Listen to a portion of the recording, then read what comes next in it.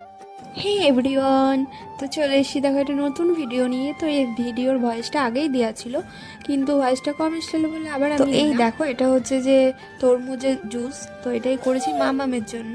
এই যা গরম পড়েছে না, ওই কারণে এখন বাচ্চাদের সবাইকে 6-7 মান্থ প্লাস যে বেবিরা, তো তাদেরকে কোনো না কোনো ফলের জুস তো অবশ্যই দেওয়া উচিত। যারা পুরো রটা খেতে পারে তো তাদের তো রটাই দেওয়া উচিত, আর যারা না খেতে পারে তাদেরকে জুস করে দেওয়া উচিত। তো আমি মামাকে ওয়াটারমেলনটাই দিই, ও পছন্দ করে আর কি। তো ওটাই আমি ওকে জুস করে দেখো বোতলে দিচ্ছি। তো তোমরা প্রত্যেকেই কিন্তু কোনো না কোনো বেবিকে যেটা ওরা পছন্দ করবে সেই জুসটা করে দিও, কারণ এখন এই সিজনে খুব মানে ডিহাইড্রেশন হচ্ছে, বমি হচ্ছে, তারপরে পটি হচ্ছে বেবিদের। তো যাই হোক, চলো আমি মামাকে ট্রাই করি, দেখি ওর কেমন লাগে, তোমরাও দেখো। তো এই দেখো, ও কিন্তু ওর খাবারে করে খায় না, এটা তাও দিলাম, ও করে কিন্তু খেয়ে নেয়। তো এই জুস ফুসগুলো ভালোই খায়।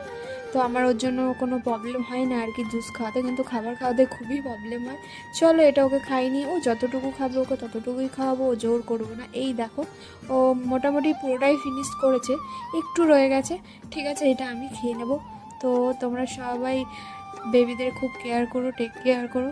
তো চলো, বাই বাই। তো টাটা, বাই বাই, ভালো থেকো, সুস্থ থেকো, বাই। আবার দেখা হচ্ছে নেক্সট ভিডিওতে।